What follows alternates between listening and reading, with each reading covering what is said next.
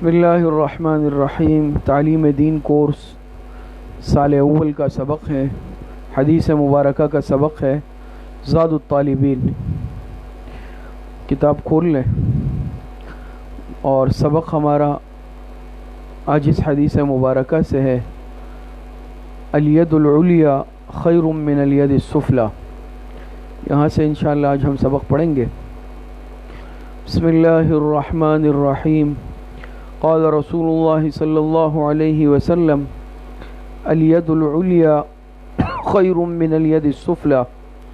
جناب نبی کریم صلی اللہ علیہ وسلم کا ارشاد مبارک ہے کہ اوپر والا ہاتھ، اونچا ہاتھ، خیر من الید السفلی، نیچے والے ہاتھ سے بہتر ہے۔ الید العلیٰ، علیٰ کے معنی آتے ہیں جو چیز بلندی پر ہو، اوپر ہو۔ وہ فرمائے اوپر والا ہاتھ خیر من الید السفلی، یہ نیچے والے ہاتھ سے بہتر ہے۔ یا بالفاظ دیگر اس کا معنی اس طرح کیا جا سکتا ہے کہ الید العلیٰ، دینے والا ہاتھ، خیر من الید السفلی، یہ لینے والے ہاتھ سے بہتر ہے۔ اور معنی یہی ہے، اس کا مطلب بھی یہی ہے۔ تو علیٰ سے مراد دینے والا ہاتھ، اس کو ید علیٰ اس لیے کہا، علیٰ سے تعبیر اس لیے کیا کہ دینے والا ہاتھ عام طور پر اوپر ہوتا ہے، اور سفلی سے مراد لینے والا ہاتھ، اس کو سفلی سے تعبیر اس لیے کیا عام طور پر کہ لینے والا ہاتھ وہ نیچے ہوتا ہے۔ یہ کیفیت ہوتی ہے نا، ایک انسان کوئی چیز دے رہا ہے، دوسرا انسان یا دوسرا شخص اس کے ہاتھ سے لے رہا ہے، جو دے رہا ہوتا ہے تو اس کا ہاتھ ایسے اوپر ہوتا ہے دینے کے لیے، لینے والے کا ہاتھ نیچے ہوتا ہے۔ تو حدیث مبارکہ میں اس کو تعبیر بھی انہی الفاظ سے کیا کہ دینے والے ہاتھ کو ید علیٰ قرار دیا گیا اور لینے والے ہاتھ کو ید سفلی قرار دیا گیا۔ یہ بات سمجھ میں آ گئی ہوگی۔ دوسری بات، ید علیٰ یعنی دینے والے ہاتھ کو لینے والے ہاتھ سے بہتر قرار دیا گیا۔ دیکھیں، ہمارے دین اور شریعت کا مزاج ہے کہ شریعت نے انفاق کو، خرچ کرنے کو پسند کیا ہے، اور شریعت نے بغیر استحقاق کے، بغیر ضرورت کے لینے کو ناپسند کیا ہے۔ علیٰ اس لیے پسند ہے کہ دینے والا، جو شخص دینے والا ہے، دے رہا ہے، چاہے وہ زکوٰۃ دے رہا ہے، چاہے وہ نفلی صدقے کے طور پہ دے رہا ہے، عطیے کے طور پہ دے رہا ہے، ہدیے کے طور پہ دے رہا ہے، تو ایک اجر و ثواب کا کام کر رہا ہے، یہ اجر کمانے والا بن رہا ہے، اس لیے ید علیٰ کو پسند کیا گیا۔ ید سفلی، اب دیکھیں، اگر مجبوری کی صورت ہے، انسان ہے، اس کو ضرورت پڑتی ہے، اگر ایک انسان واقعی میں ضرورت بن گیا، محتاج بن گیا، مفلس بن گیا، اس کے لیے لینا جائز ہوتا ہے۔ کوئی شخص اگر زکوٰۃ کا مستحق بن گیا، وہ زکوٰۃ لے سکتا ہے، یا وقتی طور پر اس پر حادثہ آ گیا، آفت، جیسے آپ جانتے ہیں آج کل سیلاب کے معاملات ہیں، لوگ متاثر ہیں، لاکھوں افراد متاثر، اب یہ ضرورت مند ہے، ان کی مجبوری ہے، اور یہ برے حالات میں، اب ظاہری بات یہ اگر لیں گے کسی سے تو یہ سفلی کہلائے گا، لیکن اس میں کوئی حرج اس طور پہ نہیں ہے کہ یہ ضرورت ہے اور مجبوری ہے، جائز ہے۔ لیکن عمومی طور پر یہ سفلی کو پسند نہیں کیا گیا کہ خدا نخواستہ اگر ایک انسان ضرورت مند نہیں ہے یا کوئی شخص محتاج نہیں ہے، اس کے باوجود بھی اگر وہ لے رہا ہے تو یہ چیز اس کے لیے جائز نہیں ہے، کیونکہ شریعت نے بلا ضرورت یا بلا مقصد کسی کے سامنے ہاتھ پھیلانا اس چیز سے منع کیا ہے، اور اس چیز کو شریعت نے اچھا نہیں سمجھا، بلکہ غالباً حدیث مبارکہ سے بھی ثابت ہے، حدیث میں آتا ہے، مفہوم اس طرح ہے کہ اگر کوئی شخص بلا مقصد، بلا ضرورت مانگنے کو اپنی عادت بنا لیتا ہے، بجائے اللہ پاک کی طرف رجوع کرنے کے، اللہ سے مانگنے کے، مخلوق کے سامنے ہاتھ پھیلانا شروع کر دیتا ہے، اس کو عادت بنا لیتا ہے، تو اللہ پاک ہمیشہ ہمیشہ کے لیے کیا ہے، اس کو مخلوق کا محتاج بنا دیتے ہیں، بس مخلوق کا دروازہ اس کے لیے ہوتا ہے، یہ اسی کام میں اللہ پاک اس کو لگا دیتے ہیں، پھر اللہ پاک اپنے خزانوں سے اس کی مدد نہیں فرماتے۔ اور جو شخص مجبور تو ہوتا ہے، ضرورت مند ہے بھی، لیکن ظاہری بات ہے سب کو دینے والی ذات اللہ پاک کی ہے، حالات بدلنے والی ذات اللہ پاک کی ہے، وہ شخص بجائے لوگوں سے مانگنے کے اللہ پاک کے سامنے ہاتھ پھیلاتا ہے، دعائیں مانگتا ہے، اور اللہ پاک سے مانگنے میں لگ جاتا ہے، پھر اللہ پاک اپنے غیب کے خزانوں سے اسے عطا فرماتے ہیں، غیب کے خزانے اس کے لیے کھول دیتے ہیں۔ لیکن آج مسئلہ کیا ہے کہ آج ہم مخلوق کے سامنے ہاتھ پھیلاتے ہیں، اللہ پاک کی طرف، خالق کی طرف جو خود مسبب الاسباب ہے. بھائی جس سے ہم مانگ رہے ہیں، جس انسان سے، وہ خود کس کا محتاج ہے؟ اس کو یہ مال کس نے دیا؟ اس کو یہ اسباب کس نے دیے؟ اس کو اللہ پاک نے دیا. تو اللہ پاک کا دروازہ تو کسی کے لیے بھی بند نہیں ہے.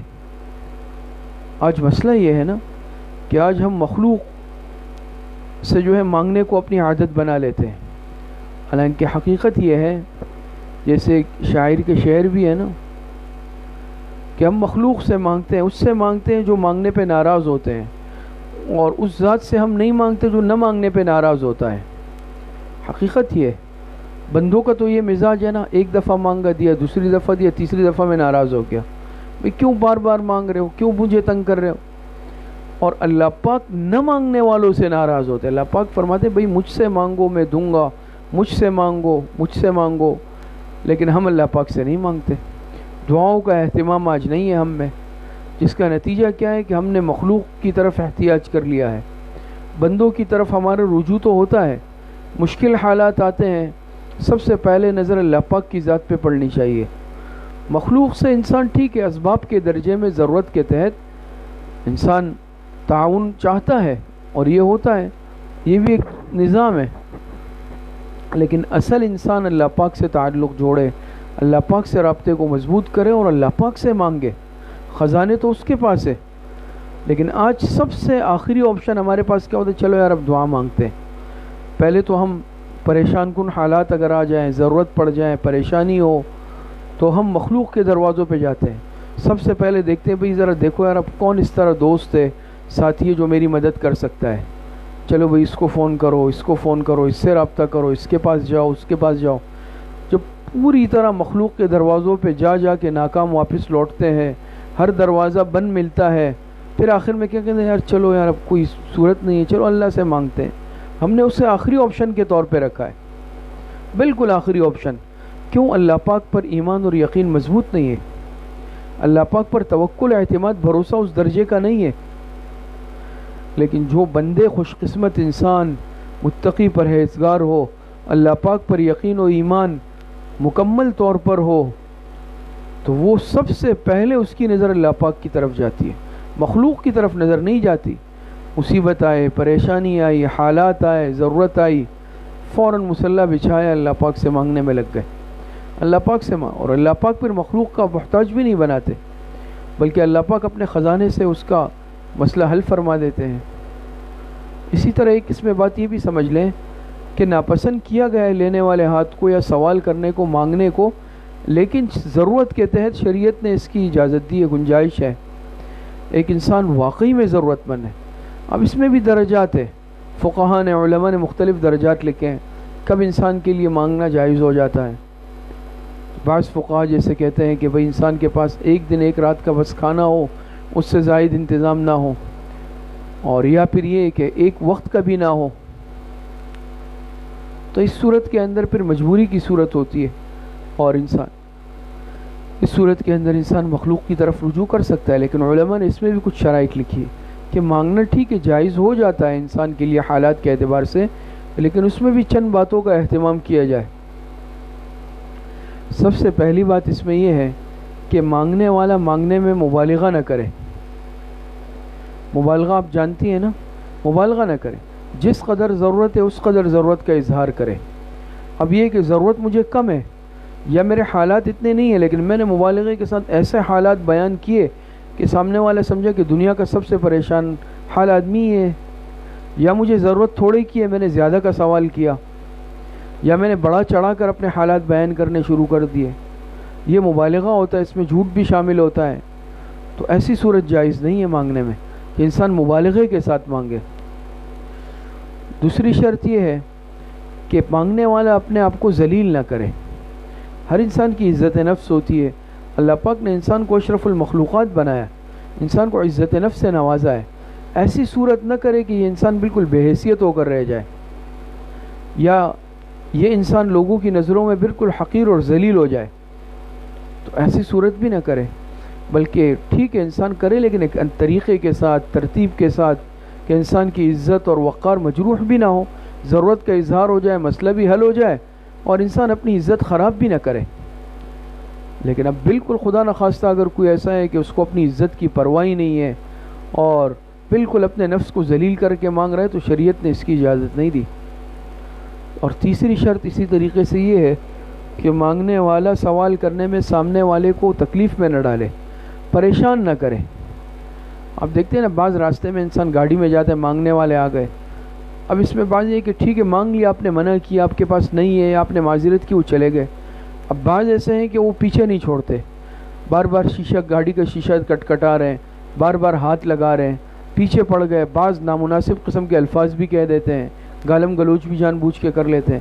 یہ چیز جائز نہیں ہے شریعت میں کہ مانگنے والا جس سے مانگ رہے اس کو پریشان کر لے، اس کو ذہنی اذیت اور پریشانی میں ڈال دے، ایسی صورت جائز نہیں ہے۔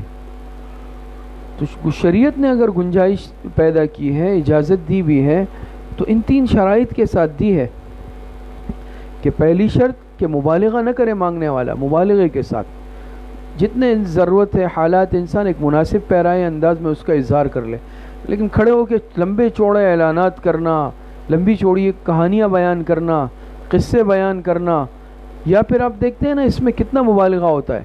اب تو یہ بعض مرتبہ خدا نخواستہ اللہ پاک حفاظت فرمائے پیشہ بھی بن جاتا ہے، پیشہ بن جاتا ہے نا۔ ایک تو یہ کہ اور اس میں یہاں تک کہ جو سفید پوش لوگ ہوتے ہیں، جو واقعی ضرورت مند ہوتے ہیں، وہ ہاتھ نہیں پھیلاتے کبھی بھی، اور جو اس چیز کو عادت بنا لیتا ہے، پیشاور بھکاری بن جاتا ہے، یہ ایک پیشہ بن جاتا ہے۔ آپ کے علم میں ہوگا یہ ایک پیشہ ہے، یہ پوری ایک چین ہے، یہ ایک مافیا ہے۔ باقاعدہ جو ہے ان کے گروپ بنے ہوئے ہیں، باقاعدہ ان کی لیڈرشپ ہے، ان کی جگہیں الاٹ ہوتی ہے، اور سننے میں ایسے آئے کہ ان کی پوری ایک مافیا ایک چین ہے، ان کی جگہیں خاص ہوتی ہے اور پوری ترتیب ہے۔ بعض جو ہے کیا ہے بھائی بتکلف اپنے آپ کو اندھا بنا لیا، کسی نے اپنے آپ کو لنگڑا لولا بنا لیا، کسی نے اپنے آپ کو معذور ظاہر کیا۔ اب ظاہری بات ہے یہ چیز ایک عیب انسان میں ہے نہیں، لیکن مانگنے کے لیے میں اپنے آپ میں ایک عیب ظاہر کر رہا ہوں، یہ جائز نہیں ہے، گناہ ہے، سخت گناہ ہے۔ مانگنے بغیر استحقاق کے مانگنے کا گناہ بھی ہے، اور اپنے آپ میں ایک عیب پیدا کرنا تکلفاً یہ بھی گناہ ہے۔ جھوٹ بولنے کا گناہ الگ، دھوکہ دینے کا گناہ الگ، کئی گناہ اس میں شامل ہو جاتے ہیں۔ یا اسی طریقے سے بعض کیا ہے کہ اس کے لیے کسی بچے کو ساتھ لیا، یا اس کے لیے پوری ایک چین بنا دی، بہرحال ایک لمبا چوڑا سلسلہ ہے۔ یا اسی طریقے سے موجودہ حالات میں عرض کرتا ہوں، جیسے سیلاب کے حالات ہیں، کچھ حالات دیکھنے کا موقع ملا، چاروں صوبوں میں الحمدللہ فاؤنڈیشن کے تحت سفر کرنے کا موقع بھی ملا، ان جگہوں پہ گئے، حالات دیکھے، صورتحال دیکھی۔ حقیقت یہ ہے کہ بہت زیادہ معاملات متاثر ہوئے ہیں اور لاکھوں کی تعداد میں لوگ متاثر ہوئے، لیکن وہاں کے مقامی لوگوں نے، علماء نے اور مقامی افراد نے بیان کیا کہ یہاں بھی اب ایک ایسی مافیا آ گئی ہے کہ جو مستحق نہیں ہے، جن کا نقصان نہیں ہوا، لیکن وہ بھی کیا ہے انہوں نے بھی روڈ پہ خیمے لگا لیے اور روڈ پہ بیٹھ گئے بالکل آغاز میں، جو آ رہا ہے وہ اسی سے سارا راشن امداد لے رہے ہیں، اور آگے اندر گوٹوں میں، گاؤں میں، دیہاتوں میں اندر جو مستحقین ہیں وہ اسی طرح بیٹھے ہوئے، ان تک نہیں پہنچ پاتی ہے۔ اب دیکھیں نا جو مستحق، یا بعض ایسے ہیں کہ ایک دفعہ لے 10 دفعہ لے لیتے ہیں، ٹھیک ہے مستحق ہے، لیکن جو آ رہا ہے اس سے بار بار لے رہے، بار بار لے رہے، دن میں 5-6 مرتبہ بعض راشن لے لیتے ہیں۔ تو یہ تو پھر ایک پیشہ بن گیا، بغیر استحقاق میں دوسرے بھائی کا حق کھا رہا ہوں، دوسرا خاندان جو مجبور ہے ان کو کسی نے ان کو کچھ بھی نہیں ملا اور میں نے 5-6 مرتبہ لے لیا، یہ بھی ناجائز اور حرام ہے۔ یا بعض غلط بیانی کر کے کہ میرا یہ نقصان ہوا اور خدا نخواستہ واقعی میں وہ نہیں ہوا، یہ بھی ناجائز اور حرام ہوگا۔ تو بہرحال اس میں بہت ساری باتیں ہیں کہ شریعت نے دیکھے اس میں گنجائش رکھی تو ہے، لیکن شریعت نے اس چیز کو پسند نہیں کیا، کبھی بھی مانگنے کو، دینے کو ضرور پسند کیا، تعاون کو ضرور پسند کیا، دوسروں کے خیال رکھنے کو ضرور پسند کیا، لیکن بغیر استحقاق مانگنے کو تو کبھی پسند نہیں کیا۔ اب اس کی بالکلیہ نفی نہیں ہے، اس کی گنجائش ہے، جیسے میں نے کہا انسان ہے، حالات آ گئے، سیلاب آ گیا، زلزلہ آ گیا، کہیں آگ لگ گئی، حادثہ ہو گیا، اور دیکھیں نا لمحوں میں ہوتا ہے، کوئی انسان کبھی بھی فخر نہیں کر سکتا کہ میں اتنا مالدار ہوں۔ ایسے ایسے لوگ بھی آئے، ایسے ہمیں ایک ساتھی نے واقعہ سنا، ہم جڈو گئے، میرپور خاص جڈو سندھ میں، پھر جڈو میں بھی ہم بہت سفر کر کے کشتی میں، اور کشتی میں کوئی سمندر دریا کے پانی میں نہیں، سیلاب کے پانی میں، پونے گھنٹہ سفر کر کے بہت دور دراز کے گاؤں ہیں جہاں تک کوئی امداد نہیں پہنچی۔ تو ہمارے وہ ایک ساتھی نے کہا کہ ہم 1-2 دن قبل گئے ایک علاقے میں کشتی میں، اور جو ہے وہاں اس طرح کے بعض یہ مکانات لوگ تھے، کوئی امداد بھی نہیں پہنچی، اور بعض ایک جگہ پہ ایک خاتون نے اوپر سے آواز دی، اس کا بہت اچھا گھر بنا ہوا تھا، ایک 2 منزلہ گھر تھا، اوپر چھت پہ کھڑی ہوئی آواز دی اور کہا کہ بیٹا بھائی آپ میرے گھر کو نہیں دیکھنا، میرے گھر کو نہیں دیکھنا، میرے پاس ایک وقت کا کھانا بھی نہیں ہے، مجھے راشن دے دو، میرے گھر کو، ظاہری گھر کو مت دیکھنا۔ تو ایسا ہو سکتا ہے بعض مرام دیکھیں بھائی اس کا تو گھر بنا ہوا ہے شاید، لیکن وہ ایسی صورتحال ہے کہ کچھ بھی ہاتھ میں نہیں بچا، سب کچھ بہہ گیا۔ تو جیسے اس خاتون نے کہا کہ بھائی بیٹے میرے گھر کو تم نہیں دیکھنا، میرے پاس ایک وقت کا کھانا بھی نہیں ہے۔ تو حقیقت یہ ہے کہ انسان لمحوں میں آسمان سے زمین پہ آ جاتا ہے، تو گنجائش ہے، اس میں کوئی حرج نہیں ہے، لیکن بس اس حدیث کا خلاصہ آپ یہ سمجھ لیں، اس سے ہمیں سبق ملتا ہے انسان کبھی بھی بغیر استحقاق کے سوال نہ کرے۔ اور پھر سب سے زیادہ افسوسناک صورتحال یہ ہوتی ہے جیسے آج کل آپ دیکھتے ہیں مسجد میں آئے اور مسجد میں آ کر اعلان لمبا چوڑا شروع کیا اونچی آواز میں، اس میں بھی ہم کتنے منکرات کا ارتکاب کر لیتے ہیں۔ سب سے پہلا خدا نخواستہ یہ اگر مستحق نہیں ہوا میں اور میں اعلان کر رہا ہوں تو بغیر استحقاق کے مانگنا جائز نہیں۔ دوسرا اللہ پاک کے گھر میں، جس کے متعلق اللہ پاک نے قرآن میں ارشاد فرمایا وَأَنَّ الْمَسَاجِدَ لِلَّهِ فَلَا تَدْعُوا مَعَ اللَّهِ أَحَدًا، کہ بھئی وہاں تو اللہ پاک کے علاوہ کسی سے سوال ہی نہیں کرنا، اور جس گھر میں بندے آتے ہیں مانگنے کے لیے میں اسی گھر میں کھڑا ہو کے مخلوق سے مانگ رہا ہوں۔ تیسرا اونچی آواز میں لوگوں کی عبادت کو متاثر کر رہا ہوں۔ بہرحال بہت ساری باتوں کا ہم ارتکاب اس میں بھی کر لیتے ہیں، تو ان چیزوں کا خیال کرنا چاہیے کہ انسان کسی کو مانگنے میں پھر کسی کے پیچھے نہ پڑ جائے۔ اب ایسا ہوتا ہے نا جیسے 3 شرائط میں نے بیان کی، بھئی سامنے والے کو تکلیف میں نہ ڈالے۔ اب ٹھیک ہے میری ضرورت ہے لیکن میں ایسے چپک گیا کہ سامنے والے کی جان جو ہے عذاب میں ڈال دی، بار بار جا رہا ہوں، بار بار فون کر رہا ہوں، بار بار میسج کر رہا ہوں، بار بار اس کو تنگ کر رہا ہوں۔ تو بہرحال ٹھیک ہے انسان ایک آدھ دفعہ یا جب ضرورت ہو، لیکن اگر میں اس چیز کو عادت کے طور پہ کر رہا ہوں، زیادہ سے زیادہ مال جمع ہو جائے، تو اسی صورت کے اندر مانگنا جائز نہیں ہے۔ اور یہ پھر ایک ایسا دروازہ اور ایسا راستہ ہے کہ انسان جب ایک مرتبہ اس کا عادی بن جائے پھر یہ عادت چھوٹنا انسان سے بہت زیادہ مشکل ہو جاتی ہے۔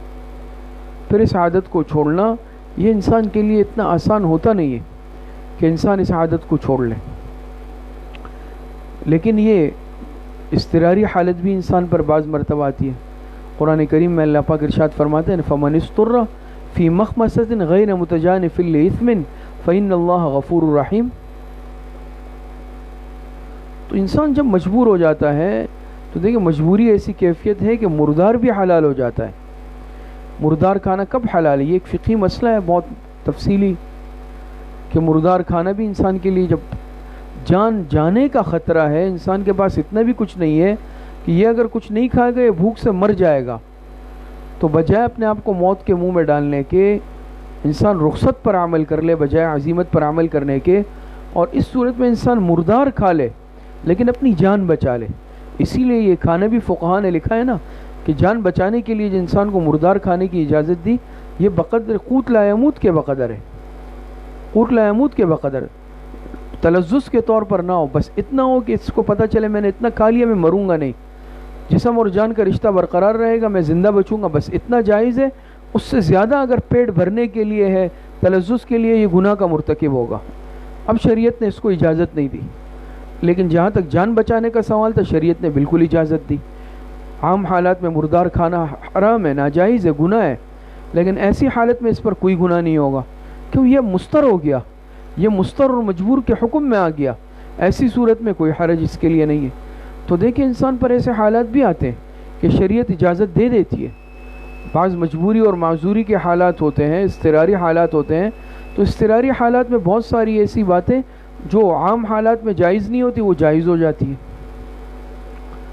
تو بہرحال عرض کرنے کا مقصد یہی ہے کہ انسان بلا مقصد نہ مانگے، بلا ضرورت نہ مانگے، بلا استحقاق کے نہ مانگے، بلا وجہ نہ مانگے۔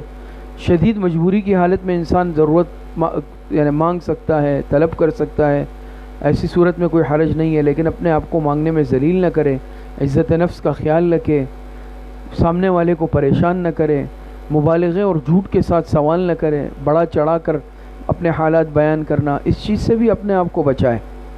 بعض دفعہ ہم اس کی رعایت نہیں رکھتے، اور بہت زیادہ مبالغے سے کام لینا شروع کر دیتے ہیں جو کہ جائز نہیں ہوتا۔ تو بہرحال اس حدیث سے ہمیں سبق ملتا ہے کہ حتی الامکان انسان مانگنے سے اپنے آپ کو بچائے، البتہ دینے کی عادت ضرور ڈالے، اور انسان دینے کی عادت ڈال لے، خرچ کرنے کی عادت ڈالے۔ اپنے مسلمان بھائی بہن اگر ان پر حالات آ جائیں، انسان ان کا دکھ درد بھی محسوس کرے، ان کی پریشانیوں کا ازالہ کرنے کی کوشش کریں۔ حدیث مبارکہ میں آتا ہے، جناب نبی کریم صلی اللہ علیہ وسلم نے ارشاد فرمایا، خیر الناس من ينفع الناس، لوگوں میں سے سب سے بہترین انسان وہ ہے جو دوسروں کو فائدہ پہنچانے کا باعث بنے، لوگوں کے لیے فائدہ مند ہو۔ غیر نافع انسان کو پسند نہیں کیا گیا، بلکہ وہ لوگوں کو فائدہ پہنچانے کا باعث بنتا ہو، مخلوق خدا کو کسی بھی اعتبار سے۔ اسی طرح ایک حدیث مبارکہ میں آتا ہے، جناب نبی کریم صلی اللہ علیہ وسلم نے ارشاد فرمایا کہ جو بندہ جب تک لوگوں کی مدد اور خدمت میں لگا رہتا ہے، اللہ پاک اس کی ضروریات پوری کرنے میں لگے رہتے ہیں۔ جو مخلوق کی ضروریات کو پوری کرتا ہے، اللہ پاک خالق اس کی ضرورتوں کو پورا کرتے ہیں غیب کے خزانے سے۔ تو بہرحال دوسرے اپنے مسلمان بھائی بہنوں کا بھی خیال رکھے، اور دیتے وقت کبھی بھی یہ خیال نہ کرے کہ سامنے والا حقیر ہے، بلکہ اپنے آپ کو حقیر تصور کرے، سامنے والے کو اپنے سے افضل تصور کرے۔ ریاکاری سے بچے دینے میں، شہرت سے اپنے آپ کو بچائے، بلکہ اللہ کی رضا کے لیے چھوٹا عمل کرے، بڑا عمل کرے، کیونکہ اگر میں نے تعاون تو بہت کیا لیکن خدا نخواستہ ریاکاری مقصود تھی، دکھلاوا، تو پھر قیامت کے دن اس کا کوئی بدلہ اور اجر مجھے نہیں ملے گا۔ اللہ پاک صحیح عمل کی اور اخلاص کی توفیق نصیب فرمائے۔ وآخر دعوانا ان الحمدللہ رب العالمین۔ ابھی انشاءاللہ 5 منٹ بعد سال دوم کا سبق شروع ہوگا 11:30 بجے کے قریب۔